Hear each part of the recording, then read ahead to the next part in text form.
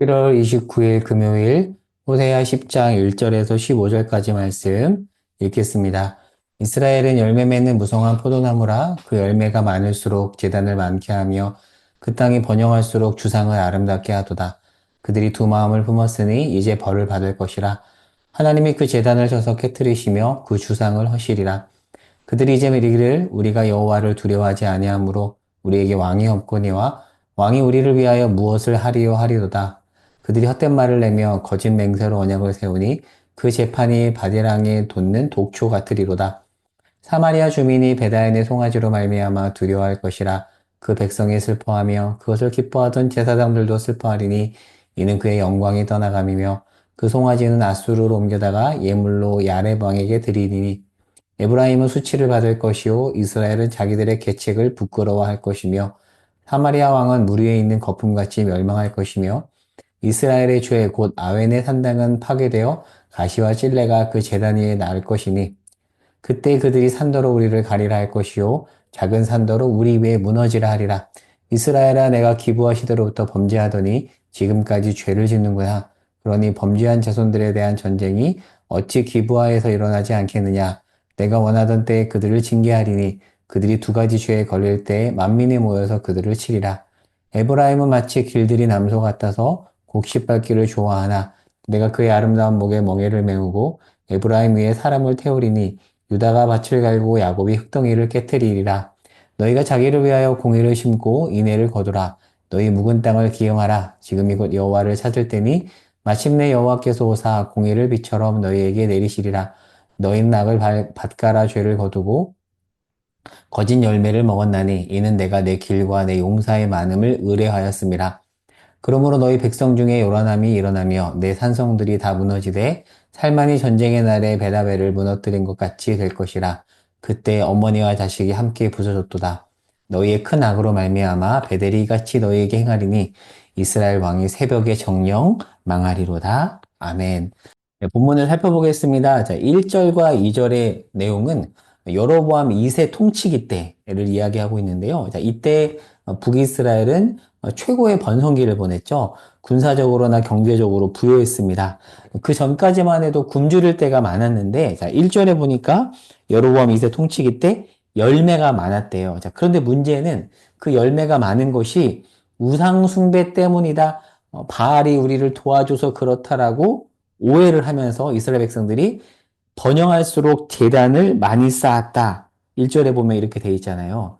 이게 안타까운 면이죠. 자, 그래서 하나님께서 뭐라고 말씀하시죠? 내가 이제 그 재단 깨뜨릴 거야. 얘들아, 바알 때문에 너희가 부유한 게 아니라 내가 너희들에게 부요를 준 건데 왜 착각하니? 안 되겠구나. 재단을 깨뜨려야겠다라고 말씀을 하세요. 자, 그리고 3절은 자, 2절에서 말한 그 심판의 결과입니다. 하나님께서 어떻게 말씀하시죠? 너희들이 이제 말을 안 들으니 포로로 잡혀가서 왕을 세우지 못하고 왕이 있더라도 이방의 압제로 힘을 발휘하지 못할 것이다.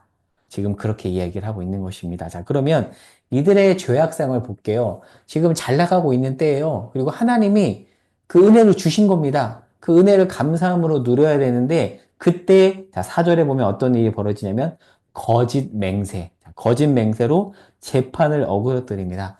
여러분, 힘없는 사람의 최후의 보루가 뭐냐면 재판이에요. 그래서 나라는 재판을 통해서 공정하게 판단해야 되는데 지금 그 재판이 거짓 맹세로 무너진 겁니다. 총체적 난국이죠. 자, 이 내용은 동시대 선지자인 아모스, 그 아모스 선지자의 말씀이 담긴 아모스서에서 나오고요. 호세아 마치고 이제 그 말씀 우리가 볼 텐데 그때 조금 더 자세히 보도록 할게요. 자, 그러니까 호세아와 아모스를 엮어보면 종교적 타락이 무엇을 낳았다는 거죠? 사회적 타락을 낳았다. 지금 그 얘기를 하고 있는 거고요. 자, 5절에 보면 우리가 보기에는 조금 어색한 단어가 나오는데요.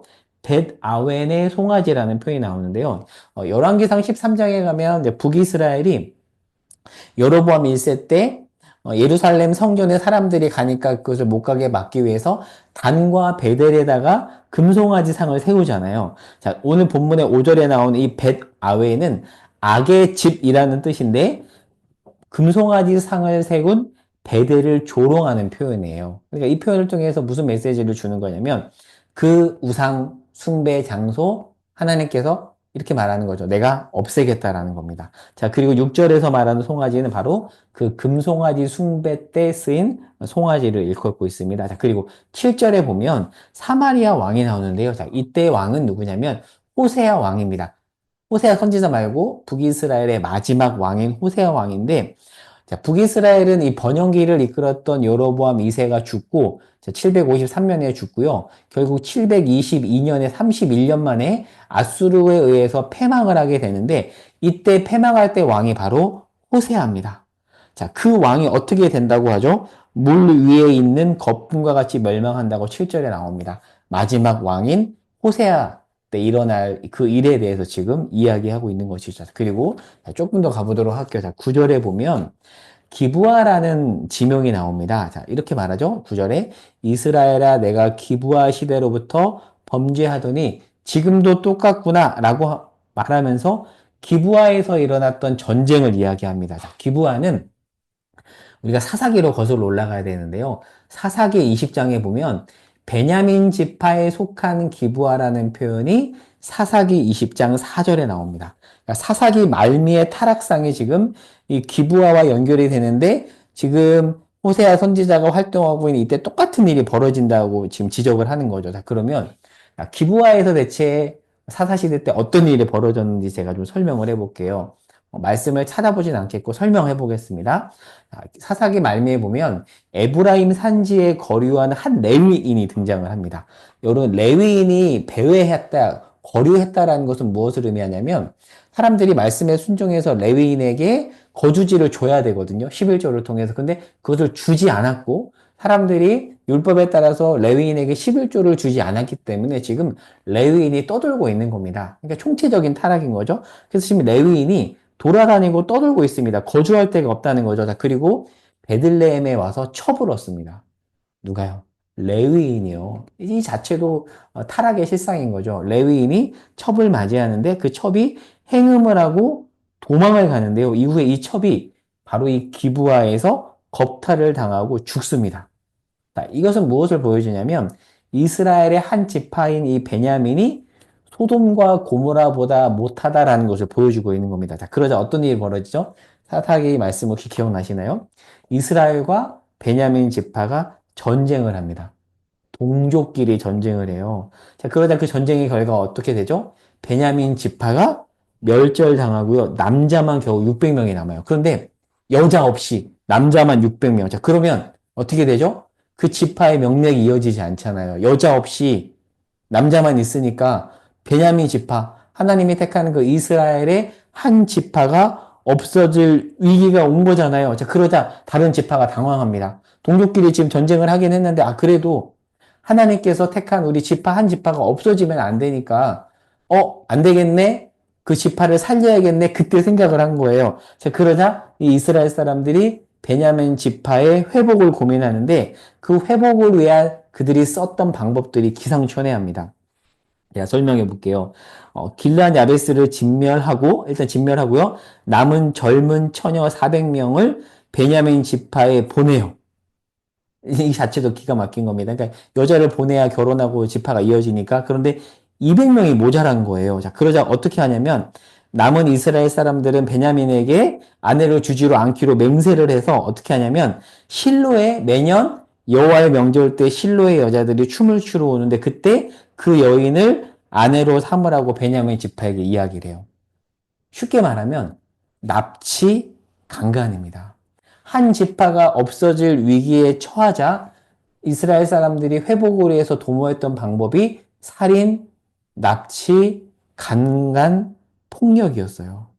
이게 바로 이스라엘의 현실인데 지금 그때 일어났던 그 일이 현재 이스라엘에서 벌어지고 있다라고 지금 호세아 선지자가 이야기하고 있는 것입니다. 자, 그러면 이 내용을 본문과 엮어보겠습니다. 자, 호세아 10장 11절 이후에 보면 아수르 침공을 예언하는데, 자, 12절에 보면 너희가 자기를 위하여 공의를 심고 인애를 거두라. 너희 묵은 땅을 기경하라. 지금이 여호와를 찾을 때다. 즉 하나님께서 너희가 여호와를 찾으면 회복을 주시겠다라고 이야기를 해요. 훗날 포로 귀한 거기에 대해서 지금 하나님께서 예고하는 말씀이에요. 그러니까 여호와를 찾으면 회복하시겠다라는 거거든요. 자, 자, 이제 오늘 말씀을 정리하고 적용해 볼게요. 자, 소돔과 고모라는 심판의 대명사입니다. 자, 그들과 사사시대의 이스라엘 그리고 호세아 선지자 때 이스라엘은 똑같습니다. 자, 그런데 동일하게 하나님은 그들에게 심판을 말씀하시면서 회복까지 말씀을 하세요. 자, 질문을 해볼게요. 자, 지금 호세아 선지자가 활동할 때 이스라엘은 사사기 말미에 기브아와 같은 어두운 상황인데, 자, 이 상황에서 하나님의 회복을 말씀하시잖아요. 자, 하나님이 어떻게 회복을 하실까요? 자, 어떻게 회복을 주실까요? 자, 기부할 때 그 당시 사람들이 한 지파가 없어질 위기에서 모색한 회복 방식은 뭐였죠? 살인, 강간, 납치, 폭력이었습니다. 그렇게 하면 베냐민 지파가 회복되겠다라고 생각을 했죠. 자, 그런데 하나님은 어떻게 회복을 하시냐면 사사기하고 사사기 다음 책이 뭐죠? 룻기입니다. 룻기로 이어져요. 하나님이 어떻게 회복을 하시죠? 이방 여인, 모압 여인 룻을 보내고 그 룻과 헤세드를 전하는 통로인 보아스가 결혼하게 함으로써 룻과 보아스가 결혼해서 오벳을 낳고 오벳이 이세를 낳고 이세가 다윗을 낳습니다. 그렇게 메시아를 보냄으로써 하나님께서 회복을 하세요. 오늘 설교 제목입니다. 우리가 생각했던 것과 전혀 다른 회복의 방식으로 하나님이 회복을 주세요. 이스라엘이 생각했던 회복 방식은 뭐였죠?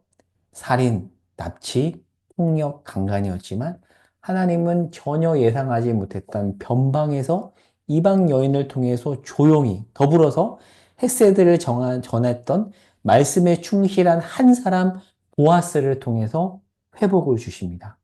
그러니까 하나님의 회복 방식과 우리가 생각하는 회복 방식이 너무나도 다르죠. 여러분, 예수님 시대 때 사람들이 그 당시 로마의 폭정으로부터 이스라엘이 어떻게 회복이 될까 고민을 했잖아요. 그들이 생각했던 방법은 힘과 권력과 폭력을 동원한 방식이었는데 하나님은 어떻게 그들에게 회복을 주시죠? 예수 그리스도를 보냄으로써 그리고 그 예수가 십자가에 못 박힘으로써 회복을 주셨어요. 완전히 다르죠.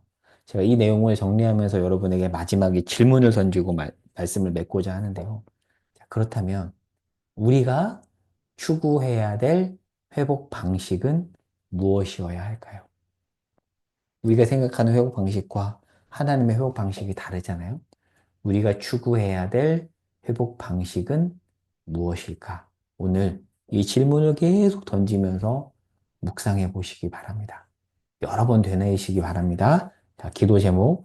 하나님의 뜻밖의 회복 방식을 묵상하며 기도하고요. 그리고 개인 기도 제목을 가지고 기도하는 시간 갖겠습니다. 기도하겠습니다. 하나님은 회복을 주시는데 그 회복의 방식은 우리가 생각했던 것과 완전히 다릅니다. 하나님, 우리의 생각과 다르게 일하시는 그 하나님의 일하심에 우리가 익숙해지기를 소망합니다.